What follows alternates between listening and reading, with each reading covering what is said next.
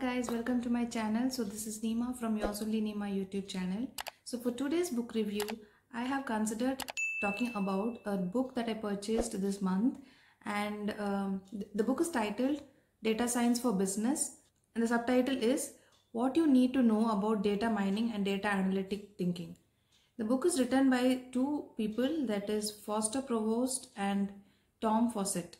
Let us start by having an introduction about the author. So the author, named Foster Provost, is an American computer scientist and information system researcher, professor of data science and information system at New York University Stern Schools of Business.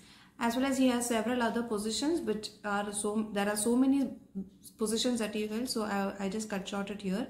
And the other author is Tom Fawcett, who holds a PhD in machine learning and has worked in industry R&D for more than 2 decades. Let us now start with understanding the book. The book is huge, guys. So it has almost 367 pages inclusive of index and glossary. There are around 14 chapters inclusive of the last chapter, which is conclusion. So let's get started with the book. In the preface, you can see the author has mentioned whom he is writing this book for. For example, the readers could be from 3 different buckets. The first one, business people who will be working on a day-to-day basis with data scientists and manage the data projects. And the second people whom he is trying to reach out to is developers, basically data scientists who work on and create solutions in terms of business and problems. And the third bucket is the aspiring data scientist. So these are 3 audience that he is trying to reach out. The first chapter is titled as Data Analytical Thinking. Talks a lot about discoveries that need to be made within a data and decisions that can benefit from even a small increases in decision making on data analysis. He also tells about the data and the data science capability as a strategic asset. And in this chapter, he starts off with a case study, which is basically a churn case study. And as you have already seen my previous videos, how important and relevant is churn for the business is very understandable. And so here the authors have also mentioned that as a case study that they follow along through several chapters in the book. Chapter 2 is titled Business Problem and Data Science Solution, and it talks a lot about how a data science problem has usually come up, and what are the different data mining processes. For example, business understanding, data mining techniques, and the final deployment. And very important thing that I noticed here is the questions that need to be addressed by the data scientist in terms of business perspective. So there are certain questions that the authors have mentioned in this chapter, and also how data analytics technique can be used in answering those questions as well. So that is a very important key that I learned here, and it was quite useful in this chapter. Chapter 3, you can see that here the authors have mentioned Introduction to Predictive Modeling. So there are 4 chapters that are mostly more of a technical oriented. That is, they start off with several predictive modeling techniques, starting from linear regression, logistic regression, and then moves on till neural network. And the chapter 4 talks about fitting the model and data, which is basically you're building a model and how you fit the training data. And for the 5th chapter, it talks about more of overfitting and how you can avoid overfitting. And the 6th chapter, he talks more about similarities and neighbors and clusters. Authors talks about segmentation, clustering, and several other modeling techniques that are inclusive of clustering.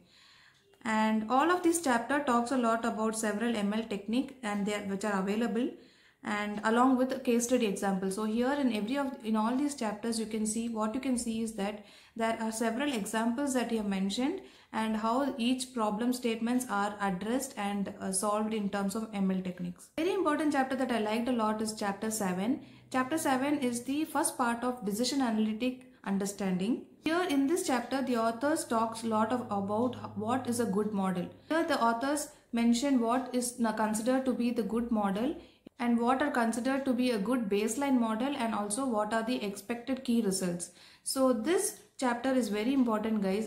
What I found is that this chapter has not been addressed in several data science book, but in the reality, what I see is lot of stakeholders and lot of data scientists like me who have had experience managing stakeholders can relate lot into this chapter. So this chapter is very important and very useful, and I would like to stress the fact that this chapter interested me a lot in this reading this book. If you have followed along, please do like, share and subscribe. That would be a great help for me. Let's continue. The chapter 8 is all about visualizing the performance of the model, and the authors mention here is that while you talk to your stakeholders, it is very important that you need to talk in a layman terms because they are business people, right? So visualizing a particular result is the key forward for us to make them understand and make them also understand the importance of how a model can help them or benefit the organization as a whole. So chapter 8 is all about visualizing the performance of the model. Chapter 9 is all about evidence and probabilities. So this chapter talks a lot about Bayesian models like Naive Bayes, and it also talks about probability. But what I would like to say here is this chapter is too heavy on maths. You can see a lot of formulas written here, lot of calculations, and all the case studies are solved according to the calculations. And me being an experienced data scientist got myself more intrigued in this chapter because the chapter was hard, and I can only imagine how hard it can be for an aspiring data scientist. So this chapter was really difficult to follow through. And the next chapter, chapter 10, is all about representing mining text. So people who are aware of data science field already, representing text is all about natural language processing. So here the authors have mentioned techniques like bag of words, TF and IDF techniques, and also how you can pre-process a text and model them and then evaluate and deploy the final solution. Chapter 11 is the continuation part of the chapter 7, that is Decision Analytics Thinking 2, part 2. And here the author talks a lot about reality, guys. In reality, as everybody, lot of data leaders, data science leaders or influencers already talked about how in reality data could be a lot messier. So here the author have mentioned that reality is much messier, where business problems rarely are classification or an regression models. And in this chapter, author has also illustrated analytical engineering with 2 case studies, one of which is the churn case study, which I mentioned at the beginning. And the most of it is because he wanted to mention he also wants to promote thinking about the problem in a data analytic format, and also wants to mention how a data scientist can think in terms of business constraint, costs and benefits of the business. And finally, see to it that if there are any simplifying assumptions are made consciously. So this chapter also is very important, guys. Chapter 7 and chapter 11 are really important chapters, and I felt that those are the 2 chapters that are literally satisfying the title of the book. So yeah, chapter 12 is all about other techniques, other ML techniques where the authors have mentioned. For example, here in this chapter they have talked a lot about profiling, which is nothing but studying behavior of the customers or segmenting the customers based on behavioral pattern. And another thing that I see a lot is that movie recommendation or recommendation engines are also discussed in this chapter. So this chapter is a common chapter where all the rest of the machine learning techniques are discussed. And chapter 13 is more of a business oriented, where the authors have discussed how to manage and understand the business problem. And one key insight that I learned a lot in this chapter is that they suggest managers to be tech savvy here. Not to say that they need to be a data scientist, but they should be in a situation where they have to understand the data science problem and fundamental principle enough to envision a data science problem, invest on them, and also to supply appropriate resources to the data science team and hire the right talents. So here they have emphasized how a business team or a data science team have to manage a project. And 2 things that they have also mentioned is that they have also listed the data, how they could accept creative ideas, how a manager could accept creative ideas, and also they have mentioned how a manager could read or evaluate a proposal.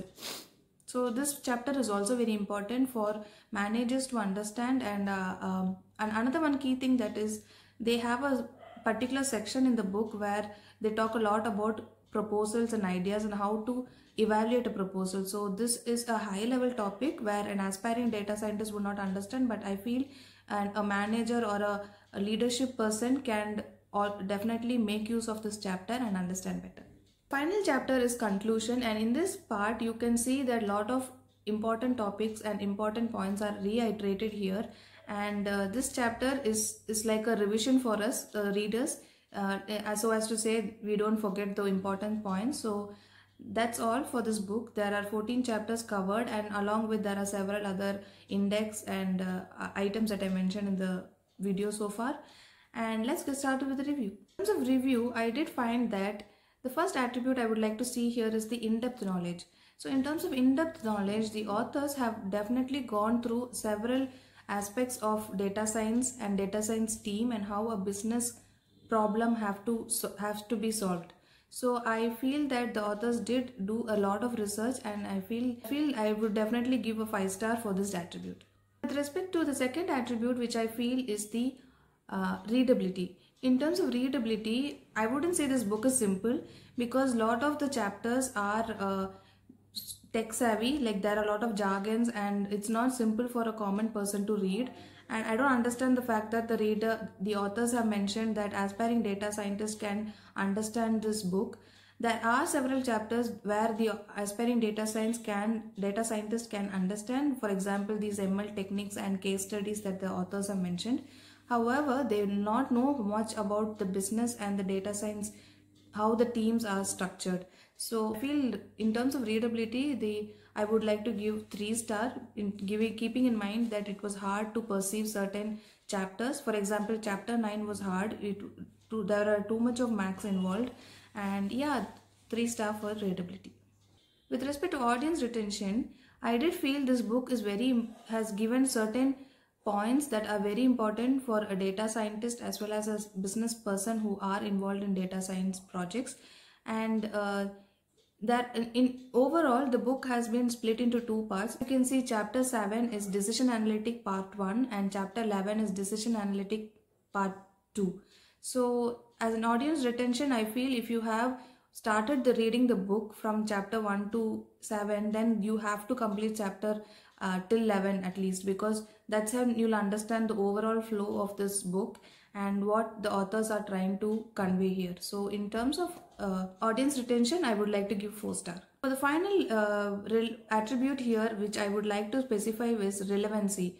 In terms of relevancy, this book is a go-to, guys, because for a mid-level person who has already been in this field, I would say that this book is an apt choice, because they have already had the experience of developing certain projects and also are understanding the next level. That is, you get to talk to the leaders, you get to understand how a lead data science team has to be set up. So in terms of relevancy, this book is really relevant to today's era, because there are a lot to learn in this book, and I feel there are several mid-level data scientists could learn a lot from this book, and then thus I would like to give a 4-star for relevancy.